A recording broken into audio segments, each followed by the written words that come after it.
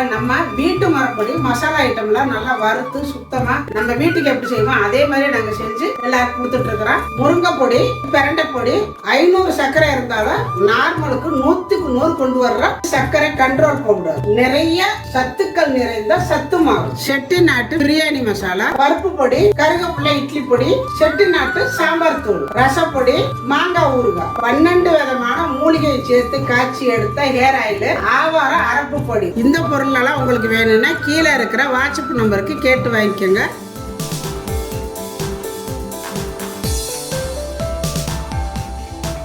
எல்லாருக்கும் வணக்கம்.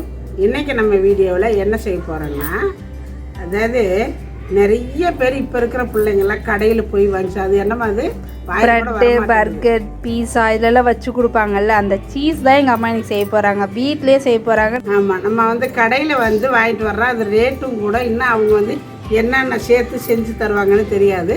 இதை வந்து நம்ம வீட்டில் ரொம்ப ஈஸியாக ரொம்ப எளிமையான முறையில் செய்யலாம். இதை வந்து வீட்டில் பண்ணலாமா அப்படின்னு நிறைய பேர் நீங்கள் நினைப்பீங்க. நான் இன்றைக்கி பண்ணி காட்டுற பிறகு ரொம்ப ஈஸியாக எளிமையான முறையில் நம்ம செஞ்சிடலாம். நம்மளுக்கு அந்த பால் மட்டும் இருந்தால் போதும். பால் வந்து பாக்கெட்டு பாலை விட பசும்பால், அதாவது கெட்டியான பால், தண்ணி கலக்காத பால் இருந்தால் ரொம்ப நல்லாயிருக்கும். பாக்கெட் பால்லையும் பண்ணலாம். பாக்கெட் பாலில் பண்ணும் பொழுது அது வந்து பன்னீர் மாதிரி வரும், அதாவது திரண்டு போய் பிரிஞ்சு வரும். நம்ம இழுக்கும் பொழுது அந்த சீஸு நம்ம கடையிலலாம் வாங்கினா இப்படி பீஸா அப்படி நல்லா இழுத்துக்கிட்டு வருது, அந்த மாதிரி வரணும்னா இந்த நம்ம பசும்பால் கெட்டியான பாலில் செய்யணும். அதுதான் இன்றைக்கி வந்து நான் அந்த பாலில் தான் செய்ய போகிறேன். வாங்க இப்போ நம்ம வந்து வீட்டிலே சீஸ் எப்படி செய்கிறதுன்னு பார்க்கலாம். அதுக்கு முன்னாடி நம்ம சேனலை சப்ஸ்கிரைப் பண்ண மாதிரி சப்ஸ்கிரைப் பண்ணி வச்சுக்கோங்க. பக்கத்தில் இருக்கிற ஆளுங்கிற பெல் அமுத்தி வைங்க, அப்போ தான் நாங்கள் போகிற வீடியோ உடனே உங்களுக்கு கிடைக்கும். இப்போ நம்ம சீஸ் செய்கிறதுக்கு இதை நம்ம வந்து வாங்கிட்டு வந்துருக்குறோம். பாக்கெட்லேயே விற்கிறாங்க பசும்பால், அந்த மாதிரி வாங்கிக்கோங்க. அப்படி இல்லைன்னா நீங்கள் கறக்கிற இடத்துல பக்கத்தில் இருந்தீங்கன்னா வாங்கிக்கோங்க. நான் இது வந்து இங்கே தனியாக கடை அது வச்சுருக்குறாங்க, அதில் வாங்கிட்டு வந்திருக்கிறேன். 1 லிட்டர் வாங்கிட்டு வந்திருக்கிறேன். இப்போ இதை நம்ம வந்து ஒரு பாத்திரத்தில் ஊற்றிக்கலாம்.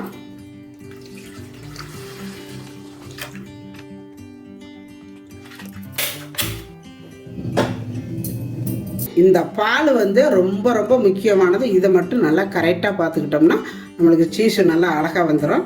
இந்த பால் ரொம்ப பொங்கி வந்துடக்கூடாது, ரொம்பவும் சூடாகிடக்கூடாது. அதாவது நம்ம விரல் வச்சு அடிக்கடி பார்த்துக்கணும். நம்ம விரல் அதாவது பொறுக்கிற அளவில் இருக்கணும், ரொம்ப சூடாகிடக்கூடாது. அப்போ வந்து லெமனோ இல்லை வினிகர் எது இருந்தாலும் சரி, லெமனாக இருந்தால் புழிஞ்சு ஒரு கிண்ணத்தில் எடுத்து வச்சுக்கோங்க. 1 லெமனு 2 லெமனு வேணும். அப்படி இல்லைன்னா வினிகர் இருந்தால் எடுத்துக்கோங்க. வினிகர் தான் எடுத்துருக்குறேன். இப்போ இது சூடாகிட்டு இருக்குது, இருக்கட்டும். ஒரு கரண்டியை போட்டு அப்பப்போ கிண்டி விட்டுக்கோங்க. அப்படி இல்லைன்னா கிண்டி விடலைன்னா கீழே இருக்கிற பால் நல்லா சீக்கிரம் ஹீட் ஆகிடும், மேலே இருக்கிறது கொஞ்சம் லேட் ஆகும், அப்போ ரொம்ப ஹீட் ஆகிடும். அதனால் இப்படி நீங்கள் இப்படி லைட்டாக அப்படி கலக்கிக்கிட்டே இருந்தீங்கன்னா நேர்ந்து கலந்து எல்லாமே சீக்கிரத்தில் சூடாகும். ரொம்ப சூடாகிடுச்சுன்னா என்ன ஆகும்னா கெட்டியாக வரன்னு ஆகி போயிடும், பன்னீர் மாதிரி ஆகிடும், நம்மளுக்கு சீஸ் ஆகாது. அதனால தான் லைட்டு சூடாக தான் இருக்கணும். அடிக்கடி நீங்கள் விரலை வச்சு பார்த்துக்கோங்க. இப்போ லைட்டாக சுடுது பார்த்தீங்களா? இப்போ சூடு கரெக்டான சூடு இருக்குது. இப்போ அடுப்பை குறைச்சி வச்சிட்றேன். இப்போ இதில் நம்ம வினிகர் விட்டுக்கலாம். கொஞ்சம் கொஞ்சமாக ஒட்டுக்க விட்டுறாதீங்க, கொஞ்சம் கொஞ்சமாக விடுங்க. இந்த மாதிரி விட்டுட்டு அப்பப்போ கிண்டிக்கோங்க. அடுப்பை கூட நீங்கள் ஆஃப் பண்ணி கூட வச்சுக்கலாம். இந்த மாதிரி கொஞ்சம் கொஞ்சமாக ஊற்றிக்கோங்க. ரொம்ப போட்டு கிண்டிக்கிட்டே இருக்கக்கூடாது, கிண்டினீங்கனாலும் உங்களுக்கு சீஸ் ரெடி ஆகாது. இப்போ நான் வந்து அடுப்பை ஆஃப் பண்ணிக்கிறேன். டக்குன்னு முறிஞ்சு வந்துடக்கூடாது. கொஞ்சம் இப்படி நேரம் ஆக ஆக பாருங்கள் இந்த மாதிரி கட்டியாக வரும். பாருங்கள் இப்படி வருதுங்க, இந்த மாதிரி வரணும். இப்படி வச்சுருங்க. வச்சுட்டு ஒரு 2 நிமிஷம் மட்டும் மூடி வச்சுருங்க. இப்போ 2 நிமிஷம் கழிச்சதும் எடுத்து இதை நல்லா உருட்டி விட்டுருங்க. இப்போ இதை வந்து நம்ம என்ன பண்ணுவோம்னா ஒரு பாத்திரத்தில் எடுத்துக்கலாம். கரண்டி இருந்தால் அரிக்கரண்டி இருந்துச்சுன்னா இதில் எடுத்துக்கோங்க. இதை லைட்டாக அமுத்தி இதில் உள்ளே இருக்கிற தண்ணியெல்லாம் அப்படி எடுத்துருங்க. சுடு லைட்டாக கையில் போட்டுக்கலாம். கையில் போட்டுட்டு நீங்கள் புழிஞ்சிடுங்க, நல்லா இருக்கும். இந்த தண்ணி பூரா எடுக்கணும். இப்படி பாருங்க, இப்படி பாருங்க, உள்ள புளிய வருதா தண்ணி, இந்த மாதிரி புழிஞ்சு எடுத்துடணும். இந்த மாதிரி நல்லா புழிஞ்சு எடுத்துட்டு இப்போ இதை வந்து வேஸ்ட் பண்ணக்கூடாது. இதை வந்து நம்ம ஏதோ ஒன்று பண்ணி சாப்பிட்டுக்கலாம். இந்த பால் காய வச்ச தண்ணி இப்போ இது இருக்கட்டும். இங்கே பார்த்தீங்கன்னா சுடு தண்ணி காஞ்சிட்ருக்குது. இது வந்து ரொம்ப சூடாக இருக்கக்கூடாது, ஓரளவு சூடாக இருக்கணும். பாருங்கள், கொதிக்கவும் கூடாது, ரொம்ப சூடு இல்லாமல் இருக்கக்கூடாது, ஒரு மினிமமான சூடு இருக்கணும். இப்போ இதில் கொஞ்சம் போல் சால்ட்டு போட்டுக்கலாம். கொஞ்சமாக சால்ட்டு நல்லா இந்த மாதிரி கிண்டி விட்டுருங்க. இதை எடுத்து இதுக்குள்ளே போட்டுருங்க. போட்டுட்டு நல்லா அமுத்தி எடுத்துக்கோங்க. இந்த மாதிரி அடுப்பு ஆஃப் பண்ணிக்கோங்க. தண்ணி ரொம்ப கொதிச்சிடக்கூடாது. மறுபடியும் அப்புறம் எடுத்து இப்படி நல்லா இப்படி அமுத்தி விடுங்க. இது மட்டும்தான் கொஞ்சம் கரெக்டாக பக்குவமாக பண்ணணும். மறுபடியும் ஈஸியானது தான். நல்லா இப்படி ப்ரெஸ் பண்ணி விடுங்க. உள்ளே இருக்கிறதெல்லாம் வரட்டும். மறுபடியும் வெளியில் எடுத்துருங்க. நல்லா இந்த மாதிரி அமுத்தி விடுங்க. ரொம்பவும் போட்டு அமுத்திடக்கூடாது. போதும். சூப்பராக இருக்குதுங்களா? செமையாக இருக்குது. இப்போவே நீங்கள் இழுத்தாலே உங்களுக்கே தெரியும். இங்கே பாருங்கள் எப்படி வருது பாருங்கள். தெரியுதுங்களா? சீஸ் எப்படி வருது பாருங்கள்.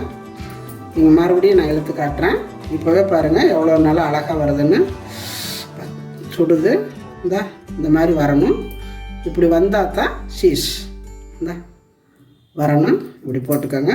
போட்டுட்டு நல்லா இப்போ என்ன பண்ணணும், நல்லா அப்படியே உருட்டிக்கோங்க. நல்லா உருட்டி கொண்டாந்துருங்க.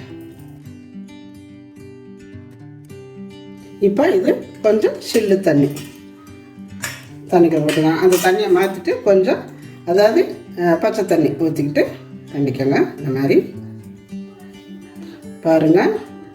இப்போ எப்படி வந்திருக்கு பார்த்தீங்களா? சூப்பராக இருக்குது. இங்கே பாருங்கள், அமுத்துனீங்கன்னா நல்லா எப்படி ஸ்மூத்தாக இருக்குது பார்த்தீங்களா? பாருங்கள், நான் அமுத்தி காட்டுறேன். எவ்வளோ நல்லா இருக்குது பாருங்கள். நல்லா முடிஞ்சது தண்ணியை சுற்றி எடுத்துருங்க. தண்ணி இல்லாமல் எடுத்துட்டு இப்போ இந்த மாதிரி ஒரு பேப்பர் எடுத்துக்கோங்க.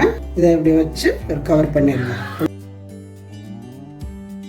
நல்லா இப்படியே வச்சுருங்க. இப்படியே சுற்றி பிரிச்சுக்களை வச்சுருங்க. உங்களுக்கு இது வந்து ஒரு வாரத்தருதி நம்ம உள்ளே வச்சுருக்கலாம். ஒரு வாரம் 10 நாள் அறுதியுமே நம்ம வச்சுருக்கலாம். இதை வந்து இப்படியே பிரிச்சுக்களை வச்சிடணும். பிரிச்சுக்களை வச்சுட்டு நீங்கள் இப்போவே யூஸ் பண்ணணும்னா 1.5 மணி நேரம் கழித்து நம்ம எடுக்கணும். இல்லை 2 நாள் சென்று செய்கிறதுனால செய்யலாம். இப்போ நம்ம வந்து பிரிச்சுக்களை வச்சிடலாம். இப்போ நம்ம பிரிச்சுக்களை இருந்து எடுத்தாச்சு. நான் அதை வெட்டி காட்டுறேன் பாருங்கள்.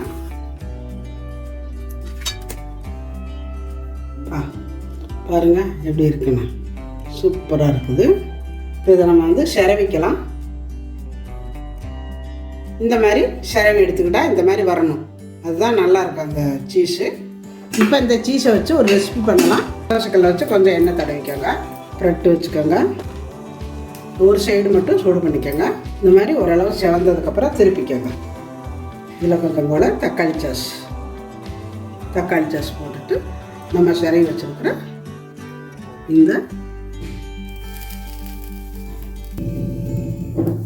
இதுக்கு மேலே உங்களுக்கு என்ன வேணுமோ வச்சுக்கோங்க.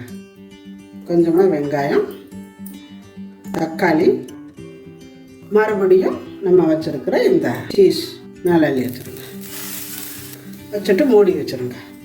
ஒரு 2 நிமிஷம் ஸ்லோவில் வச்சுருங்க. இப்போ எடுத்துக்கலாம். நல்லா வந்திருக்கு. செமையாக வந்திருக்குது பாருங்கள். பிச்சு காட்டுறேன். நல்லா வருதா?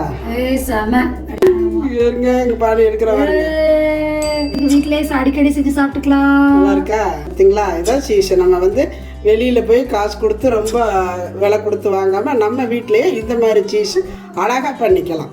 ஏப்பா சீஸ் எப்படி இருக்குது? எப்படி இருக்குது சீஸு? எப்படா இருக்குது சீஸு? கடையில் வாங்கின மாதிரியே இருக்கா? பீஸாவோட வைக்கிற மாதிரி நல்லா இருக்கா? கடையில வாங்குற சீஸ்ல ஒரு மாதிரி அந்த உருகிய சீஸ்ல வந்து வெறும் உப்பு மட்டும் தான் டேஸ்ட் தெரியும். இதுல வந்து நம்மளே செஞ்சனால பால், பன்னீர், பால் அதோட சேர்த்து சீஸ் நல்லா மெல்ட் ஆகுற மாதிரி இதான் 2 in 1 தெரியுது. நல்லா இருக்கு. பசும்பாலில் செஞ்சதுனால நல்ல வாசம். எவ்வளோ நல்லா இருக்கு. ஒரு வாசம் இருக்கு. ஒரிஜினல் நம்ம கடையில வாங்குற சீஸ்ல வந்து அது மெல்ட் ஆகி மேலே சால்ட்டடா பட்டர் மாதிரி இருக்கும். இது வந்து நல்லா டேஸ்டியா இருக்கு. அதே மாதிரி நல்லா மெல்ட் ஆகியும் இருக்கு. நல்லா இருக்குல்ல? செமையா இருக்கு. இதே மாதிரி நீங்களும் செஞ்சு பாருங்க. செஞ்சு பார்த்துட்டு எப்படி வந்துச்சு அப்படிங்கிறத கமெண்ட்ல சொல்லுங்க. இந்த வீடியோ பிடிச்சிருந்தா லைக் பண்ணுங்க, ஷேர் பண்ணுங்க. செட்டிநாட்டு சமையலுக்கு சப்ஸ்கிரைப் பண்ணுங்க. நன்றி. வாழ்க வளமுடன்.